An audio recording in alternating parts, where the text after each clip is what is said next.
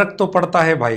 Taste offline देण्यामध्ये आणि taste online देण्यामध्ये किंवा रीडिंगमध्ये बसून एसीच्या मस्त वातावरणामध्ये टेस्ट सोडवण्यामध्ये जमीन आसमानचा फरक असतो.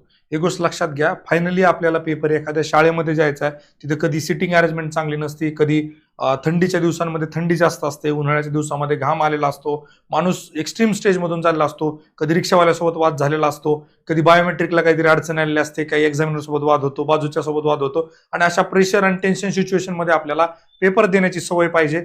त्यामुळं सिम्युलेशन टेस्ट जी असते किंवा जी मॉक टेस्ट असते ती ऑफलाईन देणं फार गरजेचं आहे. एक जे काल मी ऑब्झर्व केलं की ऑनलाईनला प्रचंड प्रतिसाद, म्हणजे जवळपास 200+ ऍडमिशन ऑनलाईन टेस्टला झालेत.